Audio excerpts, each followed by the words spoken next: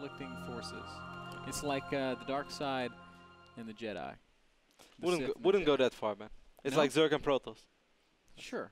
Sure, we can make that comparison. Speaking of Zerg and Protoss, we've got a little Zerg Protoss sandwich over here beside us. Thought it's like the story of my life. Roaches everywhere. Yeah, man. Got the root guys on the set. Paulo, what's up? That last exercise was fantastic. What was it called, the last one? Froga. No, I know it's Froga, but it had different names. Vinyasas. Vinyasas. That vinyasa was... You gonna try it? Are you gonna try it? If you try it, I try it. Okay, then let's see it. Let's I'll Frodan. I'll try it if Juan Can we tries get it. Frodan out here? Cats and Yoa. Do some vinyasas? Yeah, Not gonna happen. Man. All the vinyasas. I was saying we need to have a Fierce Fitness episode with Juan Yeah. as guest. There's a lot of work. That'll be great. He has an exercise he calls piñatas. Piñatas? Piñatas, man. One's It's like exercise is pretty much like waking up, walking to the computer chair, and sitting down. That's about it. Wow, that's so mean. that's not very nice. No, that's not nice at all. Team spirit, guys. Team spirit. So I'm good friends with him, so I can pick on him like that. I don't know about that, That's what they always say. It's okay, I can insult my friend because we're good friends. yeah. And then it goes to like I'm Hispanic, so Yeah. no. Yeah, so I wanted to invite everyone watching to watch us tomorrow. We're gonna be doing decision making here at NASL. So we're gonna take over 4 to 6, and if you're not familiar with the show, it's Heart of the Storm show where we're gonna be talking about everything that happens in Heart of the Storm and you know, balance and stuff like that. There's a patch coming up, so we'll probably discuss that. Are you happy with the patch? Not really. Not really. I like the game until now. Protoss was finally OP, but no. Yeah, I was going to actually ask you about that, Todd, because they made some big changes in this Heart of the Swarm balance patch number 4, and it's obviously it's all coming right here on the cuff of this show match, this little tournament that we're doing with you guys. I think the biggest thing that you look at, and the biggest thing that I noticed was the recall change. Have you had a chance to play with it yet, and what are your thoughts on it? No, the Battle.net was down so far. But when I read the patch log, I thought it was a joke or something. I think, I don't know like who suggested that, like how did they come up with this, but it's too much of a change right now. Like they literally like changed everything around the Mothership core. I agree that it was too strong, you know, but they could have like tried to tweak it a little bit, like make recall 150 energy and reduce the radius a little bit, but no, it's like just totally different. Your units need to be around your Mothership core, and then you can recall it to a Nexus. And since the Mothership core, like they increase the speed, but it's still pretty slow. So it's going to make it very difficult to use this in a real game. The speed is 1.875, and I'm trying to think of a unit that has that same speed. It's slower than, it's like quite a bit slower than workers and stuff. I don't know, I would say maybe like immortal movement speed? No, slower than that even. It's pretty slow. I don't really think anything has... Complete list of unit speeds in StarCraft 2. Yeah, most units are like 2.25. A burrowed roach on creep. Like most slow units, and then it's that's the like same 0.4 speed slower. as a High Templar. Basically. There you go. So that's, I mean, that's okay. You can run around with that. So I mean, it just changes the whole dynamic of the Mothership core, right? Yeah. I mean, this is the big new thing that Protoss is getting in Heart of the Swarm, and I can certainly understand people's aversion to change. Anytime something changes, our first reaction is almost always to be like, "Oh, why change this?" But the Mothership core is still a pretty interesting unit. It still has some cool mechanics, and now it's got like an attack built into it. And it feels to me like the direction Blizzard wants to take is, hey, use this in your army. And I kind of liked how it was. Obviously, I'm Protoss, but what I really liked about it is that other races, I feel they always have the ability to just send a part of their army and deal some damage with it, and then either lose it or just still get away with it because their units are really quick. For Protoss, it's always been much more still. It's like, oh, here comes my big army, and the Mothership core finally allowed Protoss players to send parts of their army and do some damage because we did have recall, so you could always recall either side or just try to do some damage and not really commit. And now I kind of feel back it goes back to the part where Protoss really has to commit to attacks, but that's what I read from it so far. I feel exactly like the way you said. In Wings of Liberty, Protoss feels like this race where like you have this big army, but if you move out and you lose it, you lost the game. Whereas like for Terran, if you move out with your bio and your medivacs, and you lose the fight, you will always kind of trade efficiently.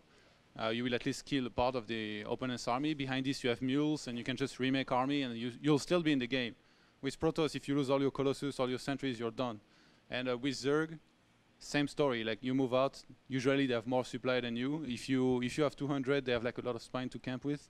And if you lose your army and they lose theirs, there are millionaires behind it. So it's not as hard for them to remake an army as it is for us. So what the Mothership core changed before with the recall was that you could really move out on the map with your army, try to snipe a base or two, make some good force fields, and then recall out without being at any risk. But now they kind of removed that completely. Yeah, but listen to yourself. Without being at any risk sounds sounds a little bit. Yeah, but it's like still like it's basically. It sounds like playing Zerg. Yeah, because even if you lose your army, it doesn't even matter because the units are for free anyway. Now, I think there was always some risk. I think that you could still see it incoming, and if the other, like, it's not like just you can secretly move a 60 supply Protoss army across the map. It's still not like that. So you could basically try to make something happen. If the opponent is there with fungals or whatnot, okay, you can get out without dealing any damage, but at least you won't really lose the units anymore. And I just feel that they take that away, and that's kind of sad because I was really starting to have a ton of fun with the Mothership core as well. I mean, I think here's just my take on it. I think the Mothership core in the form that it was in, that was just changed, was a get out of jail free card, and I certainly I think that good players can make some really awesome things with that, but I also feel like it's something that basically when you screw up in a game, you're supposed to be punished for it, and I feel like in that variation, what comes from the guy who makes roaches all the time. Roaches are good, man. That's a great argument. And that just kind of takes it away. The recall dynamic is not gone. It's still there. Whether or not it's completely useless, I mean, it obviously is going to take playtesting and stuff like that. But yeah, it still is. I mean, it's really hard to judge right now, but the first feeling as I had is what I said. It felt awesome to finally play a little bit like Zerg and Terran, that you can actually send parts of your army rather than your complete army, because the only thing you can normally do that with Blink Stalkers, and even those were pretty easy to catch.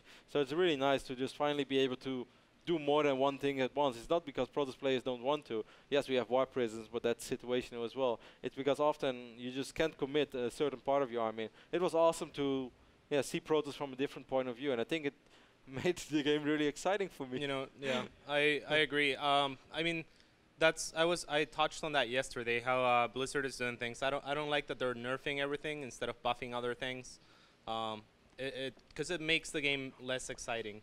In my opinion, the fact, like, if Protoss has a unit that's too strong, then buff a Zerg unit, buff a Terran unit, keep the Warhound, keep the other Swarm hosts the way they were, for example, and that's another way to achieve balance without making the game boring.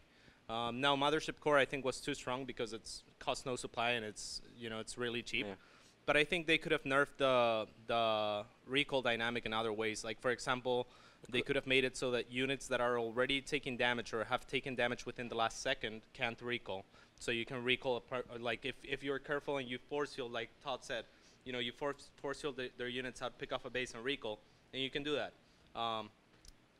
But if some of your army is taking damage, then you'll still lose part of your army while saving the rest. So I feel like there's better options, and I feel like they're not giving it enough time. Of course, it's a beta. You don't want to stay in the beta forever, but I don't know. I guess the only thing that I would say to sort of finalize it before we move on to like the next talking point is we have recall in Wings of Liberty on the Mothership itself. But by the time the Mothership is in play, we're at end game. By the time a Protoss player wants to move out with their Mothership core, I feel like we're getting pretty close to that point too, aren't we? So, I don't know. Maybe just some food for thought. The other big change from the most recent balance update in the beta is the Swarm host. It goes back to 3 range, loses a little bit of the damage. You got a couple Zergs out on the set. I want to hear what you guys think about that vibe. I know you're using a lot of the Swarm host prior to its initial nerf. I think this change, honestly, even though they lose damage, is a big buff because I think the fact that like the damage difference, I guess, between the 14 they currently have and the 2 range they currently have compared to what they're going to be at now, which is going to be 12 damage and 3 range, is the more range and less damage is going to be an overall bigger output, just because The way it is right now, from what I've experienced, is the swarm hosts spawn a bunch of locusts, and then they all bunch. They all sorry, shut up. They all bunch up and die basically before they even do anything. And like the front line, maybe like 4 does damage, and the rest just kind of like I said, they clump up. They get AOE down. They don't really accomplish much at all. But when they had 3 range before, they were actually doing something before, and they could actually. Like you could see significant damage out of them, and for like you saw like your investment doing something, whereas right now it's like previous to this patch that's coming right now is like you would make a bunch of swarm hosts, you might put 30 supply into them, and they accomplish almost nothing because you're like, well, all my locusts just got spawned, I killed maybe 2 units, and the rest of them just got AOE down. Now my wave is gone, and they're gonna do like a counter push and AOE down all your burrowed swarm hosts. So. I think this change for the swarm host is going to be a good change again, but I think they might need to tweak the damage still some more, but I think 3 range is pretty good. I agree with you. 3 range is pretty good. I'm not sure if they're going to need more damage just before they were too strong before, I think.